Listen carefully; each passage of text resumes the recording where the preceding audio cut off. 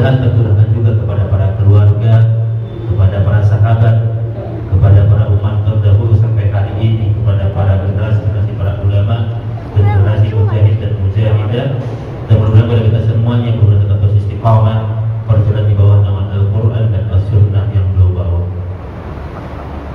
Jemaah kaum muslimin wal muslimat rahimani wa rahimakumullah. Hari ini kita kembali melanjutkan kita pada hadis yang ke-7 dari kitab hadis Arba'in Imam An-Nawawi rahimahullah ta'ala. Dan kemarin kita sudah sampaikan beberapa poin terkait dengan hadis ini yang perlu tentang ad-dinu an-nasihat. Agama itu adalah nasihat. Jemaah kaum muslimin, ketika Rasul menyampaikan bahwa agama itu adalah nasihat, maka kemarin kita sudah sampaikan bahwa ada beberapa prinsip-prinsip dari nasihat itu sendiri. Ya, ada prinsip yang berkaitan dengan orang yang menyampaikan nasihat, dan ada prinsip-prinsip yang berkaitan dengan orang-orang yang menerima nasihat. Ketika Rasul menyampaikan sebuah hadis yang datang dari seorang kibarul sahabat Abu Ruqayyah bin Aus ad-Dari radhiyallahu anhu, dan tegas mengatakan kepada Rasul, ad-dinu an-nasihat.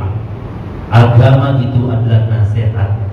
Maka ini menjelaskan tentang inti sebuah agama, bahwa agama itu di antara pilar atau pondasi tegaknya sebuah agama itu dibangun di atas sebuah nasihat.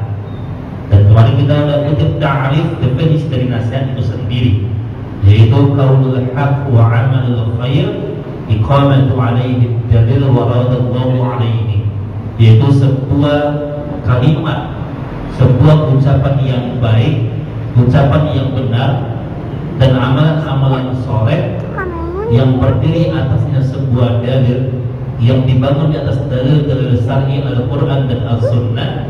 Jadi tidak semua kalimat yang baik, tapi kalimat yang baik dan perbuatan yang baik yang dibangun di atas dalil yang benar dan perkara itu Allah ridhoi. Itu yang dimaksud dengan nasihat. Dan kita sampaikan, kita bahas sedikit bahwa di antara prinsip nasihat itu yang pertama bahwa al-ikhlas lillahi ta'ala. Orang yang nyampai nasihat itu dia harus ikhlas karena Allah. Ya, jadi kita nggak boleh ngasih nasihat itu karena kita ingin dibilang alim oleh orang lain, tapi sampaikan nasihat itu karena memang betul-betul kita ikhlas karena Allah, karena kita menginginkan kebaikan dan kita juga ingin orang lain dapat kebaikan. Jadi menganggap saudara muslim itu harus seperti kita menganggap diri kita sendiri. Nah gitu, makanya harus ikhlas karena Allah Subhanahu wa ta'ala. Dan kalau kita ingin nasihatin orang lain, nggak mesti kita nunggu diri kita sempurna dulu, ya. Nggak usah kita nunggu manggil orang yang lebih baik daripada kita. Tapi kewajiban untuk menyampaikan kebaikan itu adalah sebuah kewajiban yang melibatkan kepada setiap pribadi-pribadi kita. Ya, kalau kita melihat sebuah kemungkaran, maka itu sebuah peluang bagi kita untuk kita mampu untuk berinvestasi kebaikan dengan cara kita menyadarkan orang lain dengan kebaikan-kebaikan yang kita sampaikan. Maka setiap kebaikan yang dia jalankan karena perantara ucapan kita, maka itu juga akan terus mengalir pahalanya kepada orang yang menyampaikannya. Nah itu peluangnya di sana. Makanya kalau kita ingin menyampaikan kebaikan, hadirkan keikhlasan. Karena kata para ulama, ketika hati yang menyampaikan, maka hati juga yang akan menerima. Tapi kalau kita memang betul-betul tidak menghadirkan keikhlasan, maka kalimat yang baik itu sendiri, kebaikan-kebaikan itu sendiri pun itu akan enggan untuk dekat kepada orang-orang yang kita sampaikan. Nah ini pelajaran juga nih bagi para orang tua, bagi para guru, bagi para mubalik gitu ya. Kita sering nyampaikan nasihat, tapi kenapa orang lain tidak berubah? Ya, yang pertama tentu karena ketentuan Allah Subhanahu wa ta'ala. Yang kedua, boleh jadi kita belum menghadirkan hati-hati yang ikhlas ketika kita menyampaikan kebaikan-kebaikan itu. Terkadang kita kan di rumah sering ngomel karena kita, ini orang bandel banget nih, nah gitu ya. Dibilang mereka itu nggak berubah-berubah gitu ya. Nah kan seperti itu, introspeksi diri kita. Makanya konsep nasihat itu kata para ulama apa? husnuzan bi ghairi wa su'uzan bi nafsi. Berbaik sangkalah kepada orang lain dan buruk sangkalah kalian kepada diri kalian sendiri. Jadi problem utama nasihat itu bukan diterima oleh orang lain, nggak mampu membuat orang berubah, itu karena faktor diri kalian sendiri.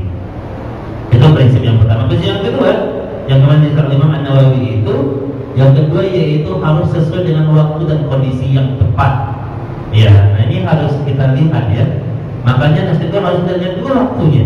Ya, walaupun itu kebaikan, kalau memang nggak disampaikan dalam waktu yang tepat, maka nggak sempurna itu dikatakan sebagai sebuah bentuk kebaikan. Kebaikan itu akan dikatakan sebagai sesuatu yang baik ketika cara kita menyampaikan, ketika waktu kita menyampaikan, ketika kondisi kita menyampaikan pun pada kondisi yang tepat. Jadi kalau ada orang yang marah dengan nasihat kita, boleh jadi memang kita belum tepat memilih waktu untuk menyampaikannya. Boleh jadi bahasa yang kita gunakan bahasa yang nggak tepat buat dia. Gitu. Kita nyampe nasihat ke orang-orang kampung, umpamanya di mana di kampung. Tapi kita pakai bahasa-bahasa istilah yang nggak dia mengerti umpamanya. Nah ini bahasanya bahasa ilmiah gitu ya. Nah ini nggak nyambung. Jadi sesuai dengan usia orang yang menerima materi kita sesuaikan. Ya, orang yang kita ajak, orang yang kita nasihatin sesuaikan. Ya, ada waktu di luar rumah dakwah dan nasihat itu sesuai dengan bahasanya orang yang menerima. Kalau anak kecil pakai bahasa anak kecil. Ya, kalau orang dewasa pakai bahasa kesantunan, hormati. Jadi ya, nah ini pandai-pandai memilih waktu yang tepat. Kemudian yang berikutnya yaitu sampaikan dengan lemah lembut. Ini kaidah yang tepat. Dan ini adalah kaidah-kaidah yang dinukilkan di dalam Al-Quran. Karena di antara dai yang terbaik di zamannya para nabi, yaitu Nabi siapa? Nabi Musa alaihi salam. Dan Nabi Musa alaihi salam itu disuruh berdakwah kepada Fir'aun, ya, seorang yang zalim, seorang yang kufur, yang menganggap dirinya Tuhan. Ketika dia mengatakan ana rabbukumul a'la, saya adalah Tuhan kalian yang paling tinggi, disuruh nyembah umat untuk menyembah Fir'aun. Sebuah bentuk kekufuran yang nyata. Nah, yang harus kita ingat bahwa kita itu tidak lebih baik daripada Nabi Musa alaihi salam. Dan orang yang kita dakwahkan, mereka tidak lebih buruk daripada Fir'aun.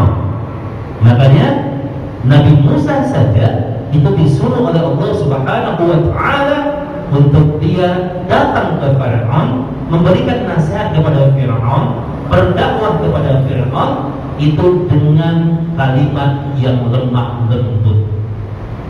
Ya, irhab ila Fir'aun wa qula qawlan layyinan, kata Allah. Wahai Musa, pergilah engkau kepada Fir'aun dan katakanlah kepadanya qawlan layyinan, perkataan yang lemah lembut. Ini sebuah bentuk kritikan yang pedas nih kepada dai-dai yang memang suka berteriak umpamanya, yang suka dakwah pakai kekerasan. Nih dalilnya. Ya, kita tidak lebih baik daripada Nabi Musa alaihi salam. Dan orang yang kita dakwahkan tidak lebih buruk daripada Fir'aun. Dan lihat, Nabi Musa saja diperintahkan oleh Allah untuk berdakwah dengan penuh hikmah, dengan ketegasan dan kelemah lembutan. Maka jangan sampai kita terburu-buru untuk menyesatkan orang lain, untuk mengkufurkan orang lain. Sampaikan perkataan itu dengan dibangun di atas sebuah ilmu, di atas sebuah hikmah, dengan perkataan yang lemah lembut. Karena tugas kita bukan untuk merubah orang lain. Tugas kita bukan untuk merubah orang lain, tapi tugas kita menyampaikan risalah an-nubuwah, menyampaikan kalimat-kalimat kebaikan yang bersumber dari Allah dan Rasul-Nya. Yang merubah siapa? Siapa Pak? Yang merubah Allah Subhanahu wa taala. Jadi tugas kita bukan untuk merubah apa? Ya, karena yang punya hak prerogatif untuk merubah orang itu Allah. Kita sedikit pun nggak mampu untuk merubah orang. Ya, makanya tugas kita menyampaikan. Kalau dia nggak berubah, maka itu al-amru bainahu wa bainallah, urusan dia antara dia dengan Allah Subhanahu wa taala. Kemudian berikutnya, di antara prinsip-prinsip nasihat itu, bagi orang yang menerimanya, kita harus wajib untuk kita berlapang dada dan kita mampu untuk apa? Berkomitmen untuk merubahnya. Ini bagi orang yang menerima. Jadi dengan cara apapun orang menyampaikannya, maka jadikan itu bentuk perbaikan bagi kita.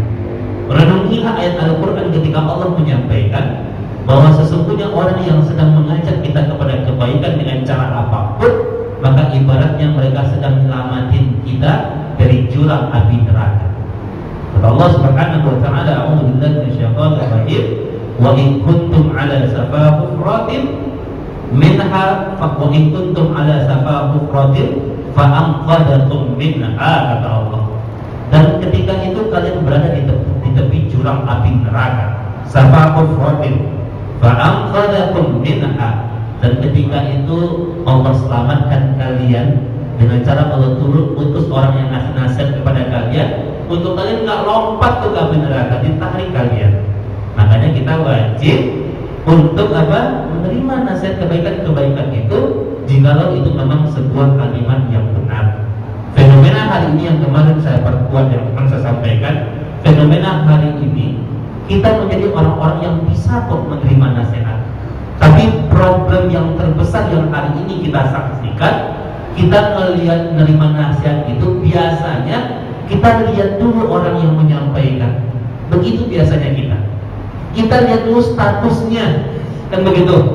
Kalau orangnya statusnya lebih tinggi daripada kita, gitu Pak ya.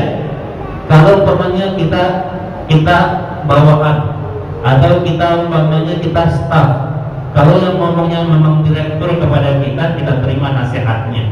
Tapi kalau sesama teman terkadang kita cipir teman kita, gue juga berbuat maksiat juga, nah biasanya gitu. Jadi kita terima nasihat itu biasanya dengan status orangnya dulu. Ya, kalau kita orang kaya, kalau kita yang ngasih nasihat kepada kita lebih miskin daripada apa? Dia lebih punya harta yang kurang, kehidupannya lebih miskin, kadang kita nggak mau terima. Kita akan menerima kalau orang memang selevel kekayaannya dengan kita. Nah begitu biasanya. Ya, kalau kita orangnya usianya udah tua, terkadang kita berat untuk terima nasihat dari orang yang usianya lebih kecil daripada kita. Ya, harus orang yang sama-sama sepuh dengan kita. Ini arogansinya orang, fenomena hari ini begini. Begini memang orang, cara orang menasihat. Jadi lihat statusnya dulu. Padahal Imam Ali bin Abi Thalib radhiyallahu taala anhu mengatakan, kata beliau, "Unzur maqala wa la tanzur man qala." Lihat apa perkataannya dan jangan lihat siapa yang berkata. Artinya jemaah rahimakumullah, perkataan itu ketika itu benar dari sumber manapun, maka wajib untuk kita ikuti, wajib untuk kita jalankan.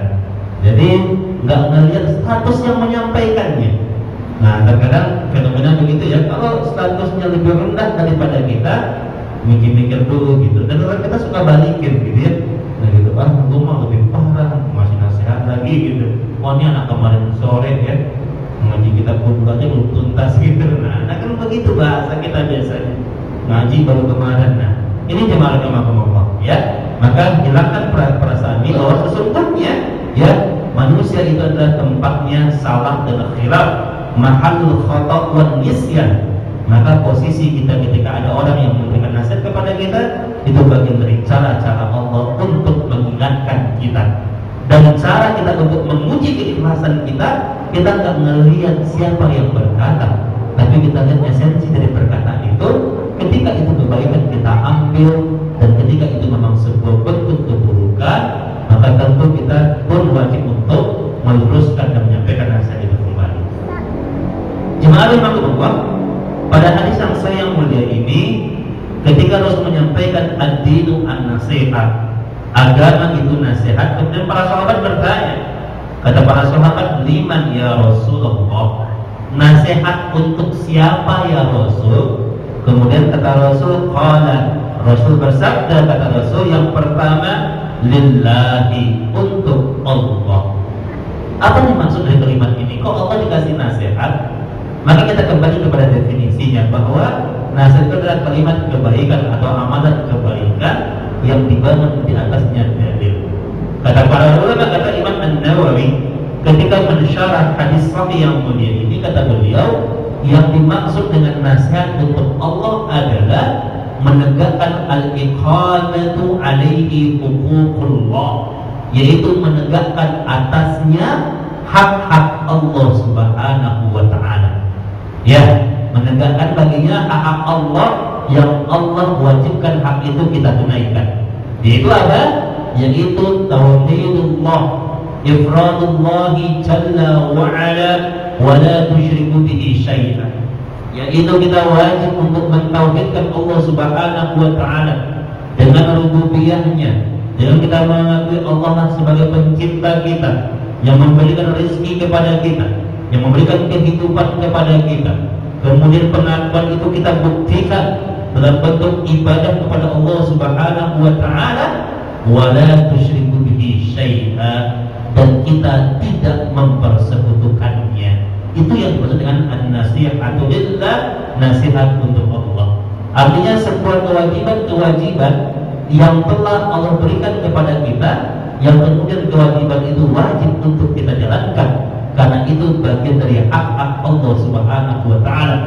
Dan hak Allah yang terbesar adalah kita beribadah kepada Allah Subhanahu wa taala sesuai dengan apa-apa yang Allah maksudkan di dalam Al-Qur'an. Ketika Allah menyampaikan kata Allah, "Wa ma khalaqatul jinna wal insa illa liya'budun." Tidaklah aku ciptakan jin dan manusia, kata Allah, kecuali untuk satu tujuan, yaitu untuk apa? Untuk beribadah kepada Allah Subhanahu wa taala. Kata Imam Ibnu Abbas radhiyallahu taala anhu, kata beliau, setiap kata-kata ya'budun yang terdapat di dalam Al-Qur'an, maka maknanya adalah yuwahhidun, mentauhidkan Allah Subhanahu wa taala. Jadi ibadah kita harus dibangun di atas fondasi tauhid, Pak. Apa itu artinya? Ibadah yang dibangun di atas aturan-aturan Allah. Hal yang harus kita ingat, Pak, ibadah itu adalah apa? Ibadah itu adalah kewajiban kita, dan ibadah itu adalah hak-hak Allah. Ibadah itu adalah hak-hak Allah Subhanahu wa taala, dan Allah ingin diibadahi sesuai dengan keinginan Allah, bukan sesuai dengan keinginan kita. Ya, itu yang kita ingat. Ibadah itu adalah hak Allah. Agama ini milik Allah, Pak. Dan ibadah itu adalah hak Allah Subhanahu wa taala, dan Allah ingin diibadahi sesuai dengan apa-apa yang Allah inginkan, tidak sesuai dengan selera kita. Karena selera kita beragam, Pak ya. Ada selera Padang, Pak ya. Ada Sunda, ada Jawa, beragam selera kita. Ya, makanya Allah hanya ingin kita Allah hanya ingin diibadahi sesuai dengan keinginan Allah Subhanahu wa taala. Maka tempatkan ibadah kita betul-betul sesuai dengan apa-apa yang Allah inginkan. Sesuatu yang baik menurut kita, Pak, belum tentu baik menurut pandangan Allah Subhanahu wa taala. Dan sesuatu yang baik dalam syariah ini, ketika sesuatu termaktub dengan jelas dan tegas di dalam dalil-dalil yang syar'i, di dalam Al-Qur'an dan sunnah Nabi yang mulia Muhammad sallallahu alaihi wasallam, maka bangun ibadah kita di atas aturan-aturan yang benar. Nah, ini maksud dari beribadah dibangun di atas fondasi tauhid. Kemudian yang dimaksud dengan ibadah di atas fondasi tauhid itu juga, yaitu ketika kita beribadah wajib bagi kita untuk memprioritaskan kepentingan agama Allah daripada hal apapun. Tauhid itu adalah kalimat yang mudah untuk kita ucapkan. Ya, kan kita gampang mengucapkan Allah sebagai pencipta, Allah Esa, Allah Satu, Allah yang menghidupkan. Gampang bagi kita untuk mengucapkan merangkai kata-kata untuk mengucapkan kalimat tauhid. Tapi tauhid itu menjadi sebuah perkara yang berat dan sangat berat ketika kita praktekkan dalam realitas kehidupan kita. Banyak orang yang ingin mati dalam kondisi bertauhid, tapi banyak orang yang tidak mau hidup dalam kondisi bertauhid. Ya. Ketika azan berkumandang, azan berkumandang, itu yang manggil siapa sih, Pak? Ya, muazin atau Allah yang manggil itu, Pak? Allah Subhanahu wa taala sedang manggil kita. Terus realitas hari ini coba lihat, Pak, di jalanan. Banyakkan mana orang ke masjid daripada mengurusi urusan dunianya. Terus orang yang seperti itu kebanyakan muslim atau non-muslim. Itu saja kita lihat dulu, Pak, realitas yang sehari-hari kita saksikan. Dan kalau kita tanya ke mereka, mereka matinya ingin seperti apa? Ingin Islam matinya, Pak, ingin bertauhid mati. Itu konsekuensi yang hari ini kita lihat. Fenomena yang terbukti hari ini, banyak orang yang hidup ingin dalam kondisi Islam, tapi mereka nggak mau, ya mati dalam kondisi Islam, tapi mereka nggak mau hidup dalam kondisi Islam yang sesungguhnya. Padahal kita tahu, sering saya sampaikan bahwa sesungguhnya cara kita mati itu tergantung bagaimana cara kita hidup. Ya, makanya tauhid itu menjadi sebuah perkara yang berat, perkara yang sangat berat ketika kita bertemu dalam praktek kehidupan keseharian kita. Dan itu maknanya luas, tidak hanya pada aspek ibadah, tapi juga berkaitan dengan aspek kehidupan keseharian kita. Banyak hari ini Pak, orang masuk masjid, ibadah sesuai dengan sunnah Nabi, wudunya sesuai dengan aturan-aturan yang benar, tapi ketika dia keluar, dia masih sering menzalimi orang lain umpamanya. Dia masih iri-irian dengan saudaranya. Dari dia masih punya memiliki sifat hasad dan dengki umpamanya. Ya, ketika dia berekonomi, dia masih hobi pakai sistem ribawi umpamanya. Ketika dia bermuamalah, dia masih sering menzalimi orang lain. Nah, ini yang harus kita introspeksi diri kita. Tauhid tidak hanya pada aspek ibadah. Tauhid mengajarkan kepada kita tentang an-nizamul hayat, yaitu tentang sistem hidup yang wajib untuk kita jalankan. Makanya jemaah Imam Allah, maka mudah-mudahan ketika Allah menyampaikan nasihat yang pertama lillahi, untuk Allah, agar dalam hidup ini kita mampu untuk menegakkan hak-hak agama Allah Subhanahu wa Ta'ala. Dan mudah-mudahan ini perkara yang terus menjadi doa-doa kita untuk kita terus berdoa pada Allah Subhanahu wa Ta'ala agar Allah berikan kemudahan kepada kita untuk menjalankannya. Banyak hari ini Pak, kita sadari atau tidak, banyak sekali dosa-dosa yang kita lakukan itu tanpa kita sadari, baik dari perkara niat kita, baik dari pandangan kita, maupun dari amal perbuatan tangan atau kaki kita. Makanya perbanyak kita beristighfar kepada Allah, hias itu terus lisan kita dengan kita minta ampun kepada Allah Subhanahu wa Ta'ala. Dan seutama-utamanya istighfar itu apa Pak? Sayyidul istighfar Pak. Dapat berupa istighfar Pak.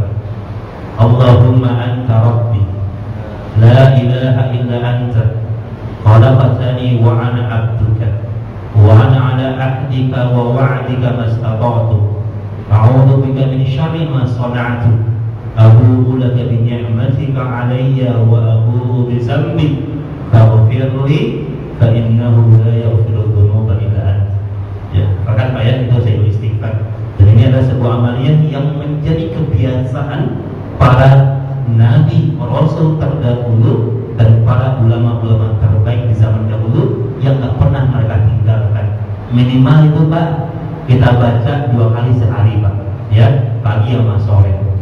Karena kata Allah Subhanahu wa Ta'ala, rasulnya barang siapa yang baca di waktu pagi, maka sesungguhnya Allah akan jaga tauhidnya sampai di sore harinya. Dan kalau dia meninggal pada sebelum sore harinya, maka Allah jamin baginya keselamatan. Dan barang siapa yang memang dia baca di waktu sore hari, Allah akan jamin bagi dia kehidupan sampai paginya. Nah, ini dahsyatnya kalimat ini. Dan itu seutama-utamanya istighfar itu yang sayyid itu. Sayyid itu artinya apa? Bapaknya istighfar ya. Induknya istighfar yang memang kita sunahkan untuk kita mengutamakannya, merutinkannya. Ya. Kalau yang ingin tahu bacanya banyak Pak ya. Kalau di buku-buku buku-buku fikih ya, buku akidah itu sering diungkap.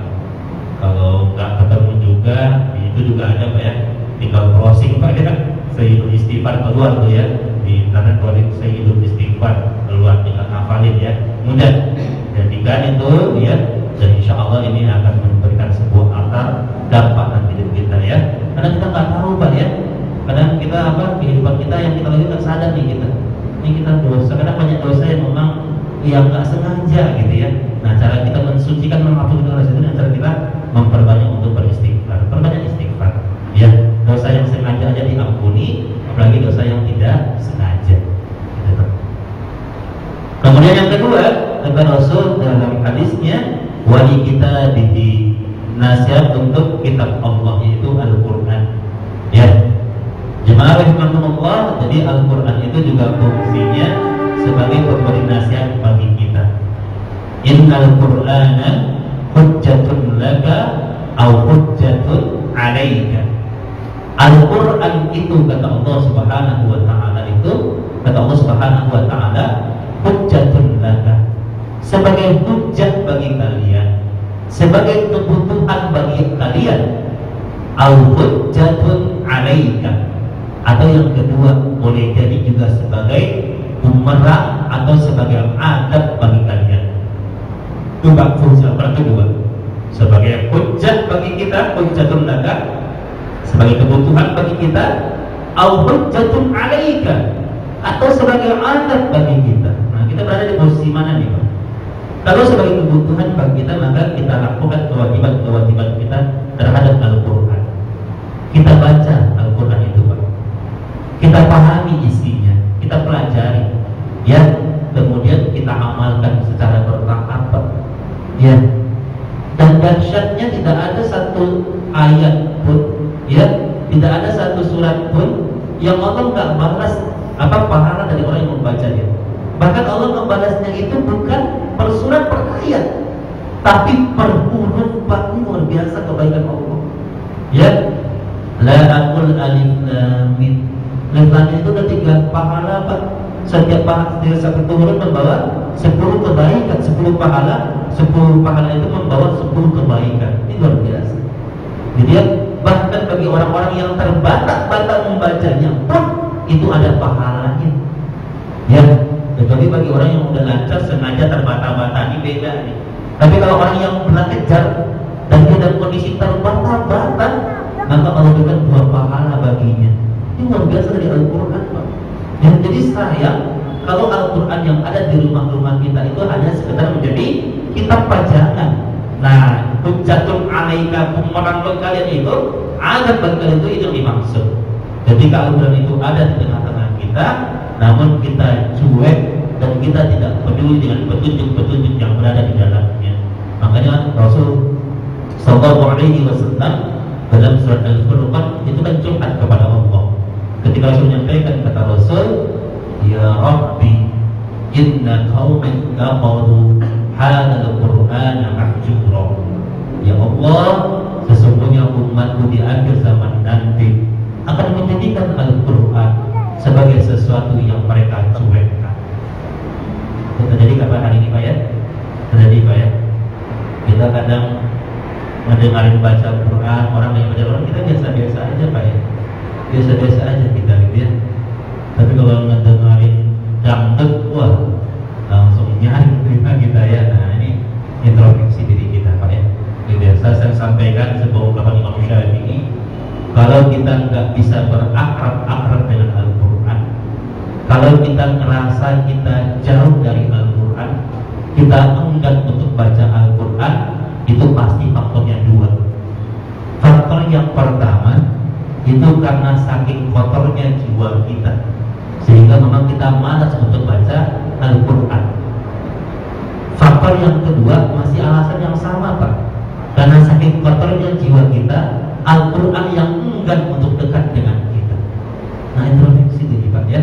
Karena insya Allah dalam hati yang suci, dalam hati yang bersih, pasti setiap harinya rindu untuk membaca Al-Quran. Itu pasti, Pak ya. Karena Al-Quran itu, fisik kita ini kan butuh makan, Pak. Fisik kita kalau nggak makan sayur, kita lapar, butuh makan. Nyari makanan kita, Pak ya. Jam-jam istirahat kita rela jalan jauh-jauh dari kantor buat nyari makan doang. Itu betapa butuhnya fisik kita untuk makan. Bagi rohani kita, makannya yang paling besar itu adalah Al-Quran, Pak.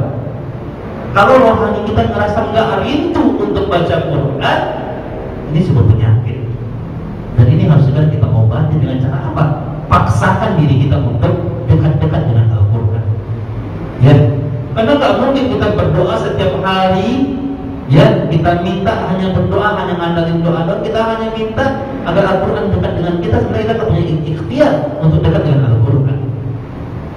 Nah, hati yang suci itu ketika dia tergerak rindu rasanya, oh hari ini nggak enak nih perasaannya, belum baca Quran nih. Nah, kalau itu udah ada perasaan seperti dalam diri kita, maka insya Allah dengan izin Allah Subhanahu Wa Taala, itulah qalbun salim, hati yang selamat, hati yang nanti Allah Subhanahu wa taala akan izinkan kepada Al-Qur'an untuk memberikan syafaat kepadanya di hari akhirat nanti, sesuai dengan hadis yang diriwayatkan oleh dalam Sahih Muslim ketika Rasul menyampaikan, kata Rasul apa?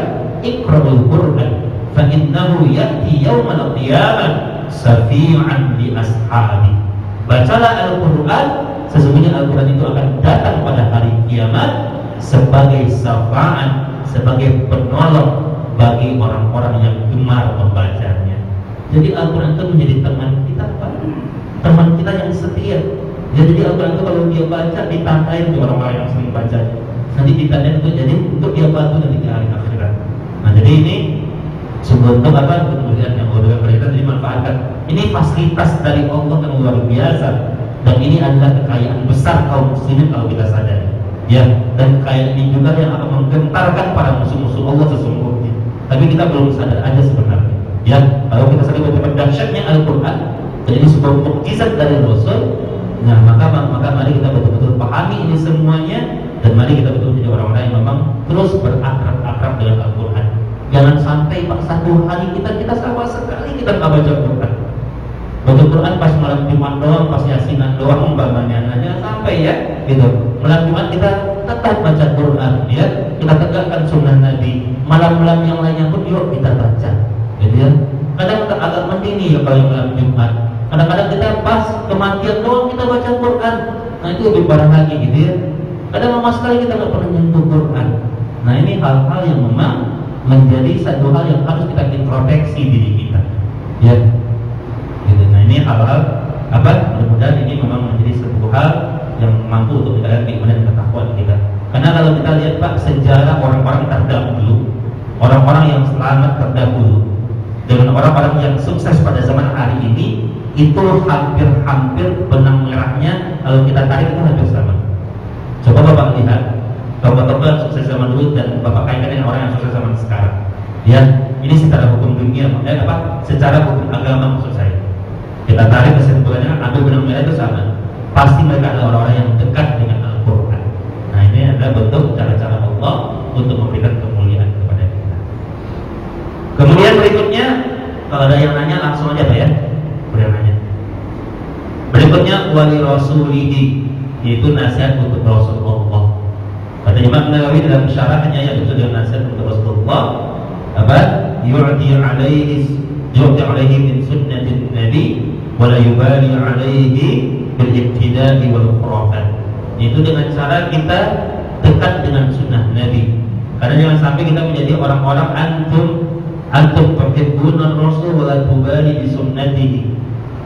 Jangan sampai kalian menjadi orang-orang yang ngaku-ngaku cinta kepada sunnah Rasul, tapi kalian cuek terhadap sunnahnya. Ya, sunnah Rasul itu artinya apa? Yaitu segala bentuk, pola dan gaya hidup Rasul. Itu cuma sunnah Rasul. Kalau hadis artinya apa? Dan kita ilmu mustalah ini jelaskan hadis itu artinya ma'udhifa ila Nabi sallallahu alaihi wasallam min qaulin aw fi'lin aw taqririn aw sifatin. Itu hadis. Segala sesuatu yang disandarkan kepada Nabi, yaitu dari perkataannya, perbuatannya, penetapannya dan sifatnya, itu adalah hadis. Dan sunnah itu adalah lebih luas, dia berkaitan dengan gaya dan pola hidup Nabi. Nah kalau kita mengaku memang cinta kepada Rasul, maka Rasul itu menjadi figur dalam hidup kita. Ya, figur dalam hidup kita tidak hanya pada aspek ibadah tentunya. Dan memang ibadah itu memang wajib untuk kita contoh, tapi memang kita harus berikhtiar juga pada aspek-aspek yang lainnya. Ya, pada aspek-aspek yang lainnya. Ya, mencontoh Rasul. Ketika bagaimana Rasul memimpin rumah tangganya, mengayomi istri dan anaknya, gitu ya. Mencontoh Rasul bagaimana Rasul bermuamalah, menjaga hubungannya, gitu ya, baik dengan Muslim maupun non-Muslim. Betapa luar biasa akhlak Rasul itu, contoh Rasul, gitu ya. Mencontoh Rasul bagaimana Rasul menyayangi anak-anak kecil, ya. Nah ini pada aspek seperti ini, itulah bentuk dari gaya dan pola hidup Rasul. Nah kita sebagai pengikut Rasul, maka bukti kita cinta kepada Rasul pada bab nasihat di Rasul ini, yaitu dengan cara kita menjadikan Rasul betul-betul sebagai teladan kehidupan kita, teladan dalam kehidupan kita. Oh ya. Apakah termasuk cara berpakaian juga? Pakaian. Nah ya, subhanallah, pertanyaan yang bagus Pak. Jemaah rahimahumullah, di antara memang sunnah Rasul itu termasuk dalam bab-bab berpakaian. Tetapi ingat, yang harus kita contoh adalah prinsip-prinsip Rasul dalam berpakaian. Bukan, jadi sebenarnya kan kalau kita bicara pada aspek-aspek sunnah itu Pak, ada memang apa yang wajib untuk kita jalankan secara hukum itu wajib. Contohnya ibadah kepada Rasul, ya. Tapi ada hal-hal yang berkaitan dengan kewajiban, tetapi secara teknis pelaksanaannya itu Rasul juga menyampaikan antum a'lamu bi umurid dunyakum. Kalian lebih paham dengan urusan dunia kalian. Nah, jadi terpaksananya itu tetap secara hukum itu mandub sunnah untuk kita jalankan. Saya contohkan gini. Kalau ibadah jelas itu wajib, bagaimanapun cara ibadah Rasul kita wajib beribadah pada Rasul. Nah, pada hal-hal yang berkaitan dengan berpakaian, maka secara prinsip pakaian itu, secara aturan berpakaian itu wajib untuk kita pakai. Tapi untuk apa pakaiannya, kita sesuai dengan kondisi budaya kita masing-masing. Nah itu ya, pakaiannya, prinsip berpakaian apa Pak? Berpakaian itu harus menutup aurat, itu prinsipnya. Nah itu harus kita pakai, itu berarti bukan harus menutup aurat, gitu ya. Kemudian berpakaian itu tidak boleh menggunakan warna yang mencolok gitu. Walaupun kalau kita pakai bahasa mencolok itu relatif ya. Bahasa itu artinya bahasa-bahasa yang memang warna-warna yang memang tidak menimbulkan perhatian yang khusus bagi orang lain gitu ya. Nah gitu kan, kalau warna mencolok katanya hitam. Tapi kalau kita pakai hitam di tengah orang-orang yang memang menggunakan pakaian yang hitam semuanya, nggak menjadi mencolok hitam itu. Nah gitu ya. Nah pakaiannya itu yang tadi ya, betul-betul harus menutup aurat. Pakaiannya itu tidak boleh tembus pandangan umpamanya. Nah ini hal seperti ini, prinsipnya gitu ya. Karena para ulama dahulu, ini saya jadi panjang pembahasannya ya, menarik itu masalah berpakaian. Karena dulu salah satu tulisan saya pernah mengangkat tentang masalah berpakaian itu. Jadi ada hal-hal yang sering dilupakan oleh kaum muslimin tentang adab-adab berpakaian. Padahal para ulama-ulama seperti Imam Syafi'i itu mengutip sebuah tulisan yang disebut tentang ar-riya'u fil libas, tentang bab-bab riya. Riya itu artinya orang yang memang sombong dengan pakaian yang dia pakai. Ini hati-hati gitu. Ada seorang mahasiswa ketika dia di Madinah, dan mahasiswa itu hari ini dia sudah menjadi ustaz besar ya insyaallah di negeri kita ini. Suatu saat ketika dia kuliah di Madinah, dia bertanya kepada asesnya, dia bertanya kepada setnya, katanya ke setnya, ya Ustaz, bagaimana ketika nanti saya pulang ke negeri saya ke Indonesia? Di Madinah ini saya terbiasa saya pakai pakai jubah ya, pakaian panjang jubah. Nanti ketika nanti saya pulang ke Indonesia, ya, apakah saya tetap berpakaian jubah seperti ini atau saya menyesuaikan dengan kondisi masa Indonesia? Nah, kita hari ini ya pakai celana gitu, bagaimana gitu ya, gitu. Kata setnya, pakaian itu sebaik-baiknya pakaian adalah pakaian yang sesuai dengan prinsip yang Nabi ajarkan.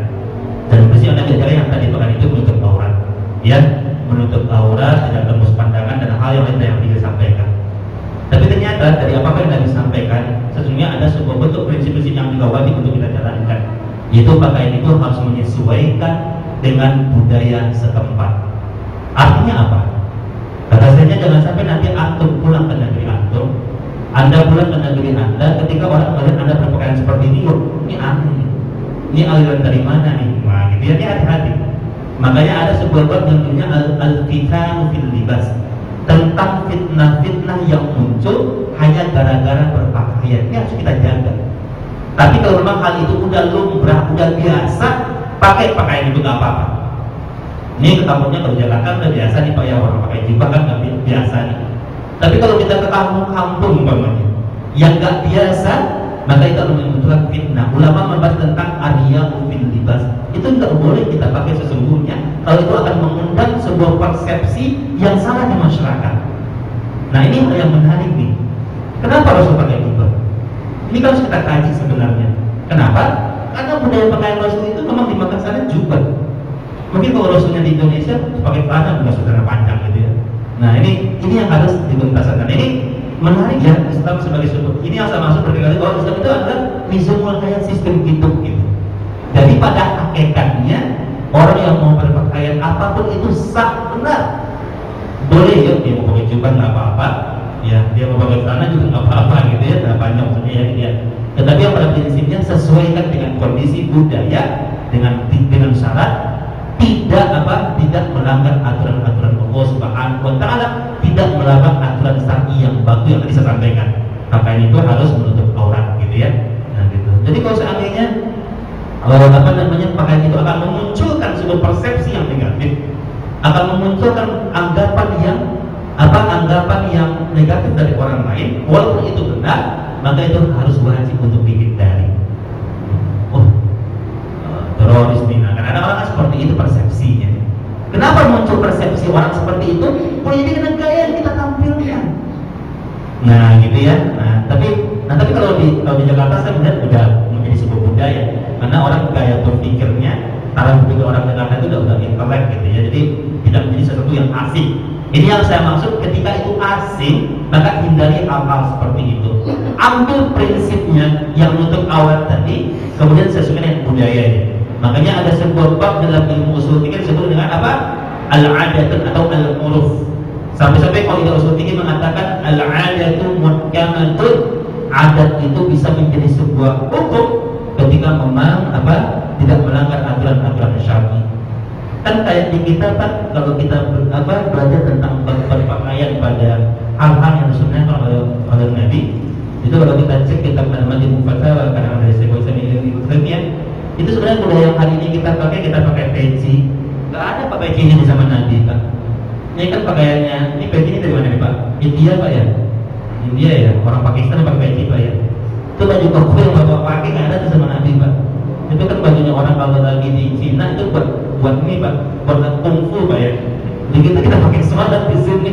Nah itu kan sebenarnya nih kalau kita berdasarkan tentang pakaian ya gitu ya, baju yang dipakai buat kungfu sama orang di sana, kita pakai buat sholat gitu. Tapi kan prinsipnya tepat ya. Prinsipnya pakaian ini sah untuk kita gunakan untuk beribadah, karena sesuai dengan prinsip-prinsip yang diajarkan oleh Rasul, menutup aurat dan tembus pandangan gitu. Maka yang harus terus kita ingat, jangan sampai pakaian yang kita pakai itu mengundang sebuah persepsi yang negatif atau hal-hal yang memang membuat orang seusah itu. Sesuaikan gitu ya, sepanjang tidak melabrak aturan-aturan Allah Subhanahu wa Ta'ala. Itu ya, azan ya. Ya, ada 2 poin lagi ya. Ya, nanti saya lanjutkan ya. Saya mau muntas sih tadi ini ya. Ada yang lain Pak yang mau nambahin atau yang mau nambahin ya? Mengenai hukum menyampaikan nasihat itu juga fardu kifayah atau hukum menyampaikan nasihat? Ya, secara hukum sebenarnya ulama menyampaikan hukumnya fardu kifayah ya. Ketika memang orang lain sudah menyampaikannya, kita nggak punya kewajiban lagi untuk menyampaikannya. Tapi bagi kita tentu ini menjadi satu hal yang harus kita raih, peluang itu, peluang untuk menyampaikan kebaikan itu. Tapi nasihat itu harus dibangun atas fikih dakwah yang benar, manajemen yang baik. Imam Ibnu Qayyim itu ketika dia melewati sebuah kabilah itu lagi ada orang yang memabukkan. Kemudian Imam Ibnu Qayyim itu mendiamkannya. Sampai dia di tujuannya, muridnya mengkritisinya. Wahai ya alim ya syekh, kenapa kok ada orang yang memabukkan, kok nggak diamkan, kok engkau biarkan? Engkau seorang ulama besar, kenapa engkau nggak tegur itu orang? Kenapa engkau nggak nasihatin? Kenapa engkau nggak ubah kemungkarannya? Apa kata Ibnu Qayyim? Sesungguhnya sebuah kebaikan, sesungguhnya sebuah nasihat yang kita sampaikan, kalau nasihat itu akan melahirkan sebuah kebaikan, maka wajib untuk kita sampaikan. Tetapi ketika kita nyampaikan nasihat, tetapi justru ketika dampaknya memunculkan kemaksiatan yang baru atau kemaksiatan yang lebih besar, maka haram untuk kita sampaikan. Kata Imam Ibnu Qayyim, ini kau bilang lagi mabuk nih penduduknya. Kalau aku dakwakan, mereka akan berubah dari mabuk-mabuknya, karena akal orang yang mabuk itu sudah diangkat oleh Allah, kemudian mereka akan membunuhku. Mabuknya nggak berhenti, dia tambah lagi maksudnya dengan membunuh orang lain. Maka di saat itu nasihat nggak tepat untuk disampaikan. Makanya tadi poin kedua kita sampaikan apa? Nasihat itu harus melihat waktu dan kondisi yang tepat untuk menyampaikannya. Ya. Kadang kalau hari ini kita kan banyak nemuin argumen-argumen para dai yang sebenarnya itu harus kita evaluasi juga. Banyak dai kita ketika dia dikritik oleh jemaahnya, dia disalahkan, dia akan mengatakan, "Oh, ini nggak apa-apa dikritik seperti ini memang resiko dakwah nih. Saya nyampaikan kebenaran, wajar kalau saya dibenci." Nah ini kan nggak benar juga sebenarnya. Yang boleh jadi mungkin cara dia tidak tepat menyampaikannya. Nah makanya konsep dakwah itu kita bisa sampaikan su'udzon binafsi wa husnuzon bighairi, buruk sangka pada diri sendiri dan berbaik sangka pada orang lain.